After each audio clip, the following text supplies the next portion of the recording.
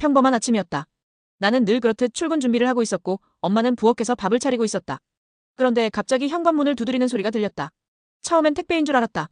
그런데 문을 열자 경찰 여러 명이 서 있었다. 그들은 체포영장을 내밀며 아무런 설명도 하지 않고 아버지를 끌고 나갔다.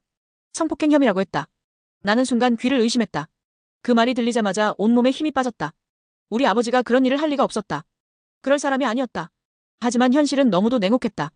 경찰은 아버지를 연행했고 그날 이후로 우리 가족의 일상은 무너졌다. 집안엔 침묵만 가득했고 엄마는 하루 종일 울었다. 나는 아무 말도 할 수 없었다. 머릿속이 하얗게 비워진 채 그저 현실이 악몽 같았다. 며칠 후 유치장 면회를 갔다. 쇠창살 사이로 마주한 아버지는 말랐다. 아버지는 피해자의 얼굴조차 본 적이 없다며 억울하다고 말했다. 나는 그 말을 믿었다. 하지만 경찰은 그 말을 듣지 않았다. 피해자의 진술이 구체하다는 이유로 영장이 발부됐고 아버지는 그대로 구속됐다. 평생 정직하게 살아온 사람이었다. 가족을 위해 일만 하던 사람이 하루아침에 성범죄자가 됐다. 그 사실이 너무 잔인했다. 가게에도 소문이 났고 동네 사람들은 수군거렸다. 친척들조차 연락을 끊었다.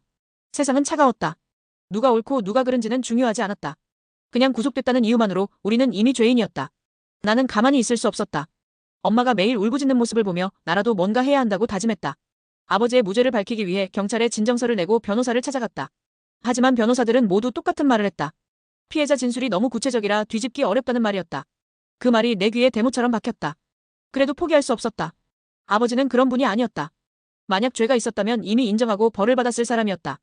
그래서 나는 피해자라는 여자의 과거를 추적하기 시작했다. 처음엔 두려웠지만 점점 분노로 바뀌었다. 알아보면 알아볼수록 이상한 점이 많았다. 그 여자는 과거에도 여러 남자들을 상대로 비슷한 고소를 반복했었다. 그리고 합의금을 받고 고소를 취하했다.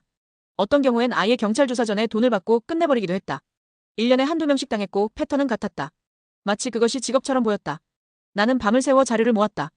그녀에게 당했던 남자들을 찾아다녔다. 어렵게 연락이 닿은 몇몇 피해자들은 입을 모아 말했다. 모두 거짓이었다고. 억울하게 당했지만 아무도 믿어주지 않았다고. 그리고 대부분 합의금으로 3천만 원 안팎을 줬다고 했다. 그 여자는 그렇게 남의 인생을 망가뜨리며 살아왔다. 나는 그들의 진술을 모아 사실 확인서를 만들었다. 그리고 검찰에 제출했다. 그 순간 나는 두려움보다 분노가 더 컸다. 이렇게까지 해야 진실이 밝혀지는 게 맞는 걸까? 인간이 인간에게 이렇게 잔인할 수 있는 걸까? 결국 진실은 드러났다. 검찰도 내가 모은 증거 자료들을 더 이상 외면할 수 없었고 재판은 뒤집혔다. 아버지는 2심에서 무죄를 선고받았다. 하지만 이미 너무 늦었다. 아버지는 1심 선고 후에 1년 가까이 감옥에 있었다. 아버지가 하는 가게는 문을 닫았고 거래처도 다 끊겼다. 명예는 산산조각이 났다. 사람들은 무죄 판결엔 관심이 없었다. 그냥 그 사건의 남자로만 기억했다. 나는 신혼이었고 임신 중이라 육아휴직 중이었는데 그 모든 스트레스가 내 몸을 망가뜨렸다. 결국 아이를 잃었다. 병원 침대에서 하늘을 보며 울었다. 그 순간 세상이 무너지는 소리를 들었다. 아버지는 석방됐지만 웃음을 잃었다. 세상이 무섭다고 하셨다. 사람의 말 한마디가 이렇게 잔인할 줄 몰랐다고 하셨다. 그 말을 듣는 순간 나도 무너졌다. 정말로 많은 것이 무너졌다. 하지만 더 끔찍한 건 그 무고 판결이었다. 법정에서 거짓이 드러났는데도 초범이라는 이유로 집행유예로 풀려났다. 이전에 합의금으로 뜯어냈던 것들은 반복적인 행위이기는 했으나 실제로는 초범이었던 것이다. 아버지는 1년을 감옥에서 버텼는데 그녀는 단 하루도 들어가지 않았다. 그녀는 미소를 지으며 법정을 나갔다. 그 얼굴이 아직도 눈에 선하다. 세상은 정의롭지 않았다. 법은 피해자를 보호한다고 하지만 진짜 피해자는 우리였다. 가정은 파괴됐고 명예는 사라졌고 남은 건 상처뿐이었다. 나는 같은 여자로서 믿기 어려웠다. 어떻게 같은 여자가 이렇게 잔인할 수 있을까? 여자는 여자를 보호하는 명분으로 이러한 진술의 일관성으로 법 쪽에는 증거로 보고 있다. 똑똑하게 진술만 잘할 수 있으면 일관된 거짓말로 한 사람의 인생을 부술 수 있다. 지금도 생각하면 피가 거꾸로 솟는다. 성범죄 무고는 단순한 거짓이 아니다. 그것은 인간의 존엄을 짓밟는 범죄다. 진짜 피해자들의 목소리마저 의심받게 만들고 선량한 사람들을 지옥으로 끌고 간다. 그리고 가해자는 죄책감조차 없다. 이렇게 사기꾼이 많은 세상에서 여자의 진술을 믿어도 되는 것일까? 라는 의문이 들기도 한다.